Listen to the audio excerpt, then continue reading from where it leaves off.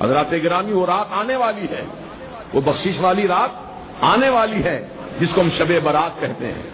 اس رات میں کیا کرنا ہے؟ سب سے پہلے مغرب کی اذان سے ایک 15 منٹ پہلے،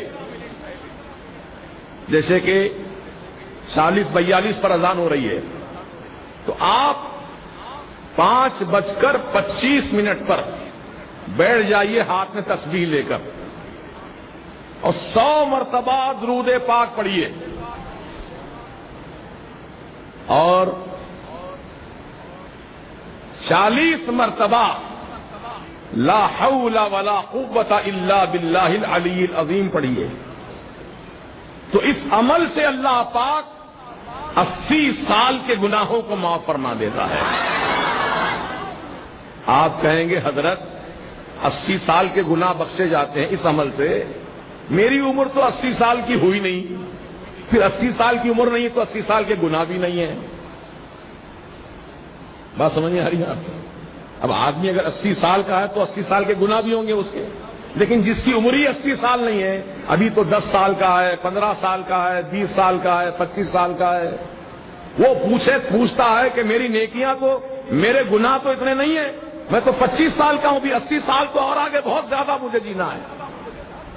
تو اس کے لیے بشارت یہ دی گئی، اے نوجوان، 25 سال کے جو گناہ تیرے ہوئے وہ تیرے گناہ معاف کر دیے جائیں گے، اور جو سال بچے ہیں، 25 کے آگے جو سال بچے ہیں وہ تیرے ماں باپ کے گناہ بخشے جائیں گے۔ سبحان اللہ، یہ ہے اس عمل کی برکت۔ تو آپ یاد رکھیں گے، بھول جائیں گے۔ کب پڑھنا ہے یہ؟ مغرب کی نماز سے پہلے، اذان سے پہلے۔ پھر اس کے بعد نماز مغرب ادا کیجیے،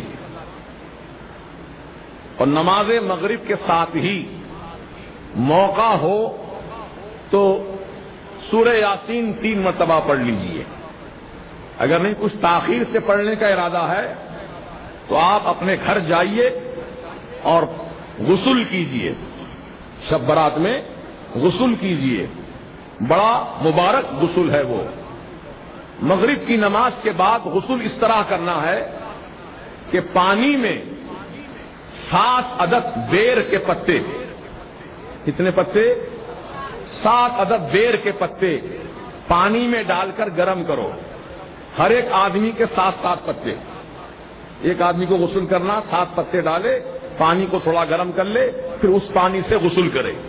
تو اس کا فائدہ یہ ہے کہ اللہ تعالیٰ سال بھر تک اس کو جادو ٹونے سے محفوظ رکھے گا، جادو نہیں ہوگا اس پر۔ اب جو پہلے سے ہے وہ تو اس کا علاج کرانا پڑے گا، اس کو ہٹانا پڑے گا، لیکن آئندہ سال، یعنی یہ شب برات سے لے کے آنے والی شب برات تک، اب اس 1 سال کے عرصے میں کوئی نیا جادو اثر نہیں کرے گا۔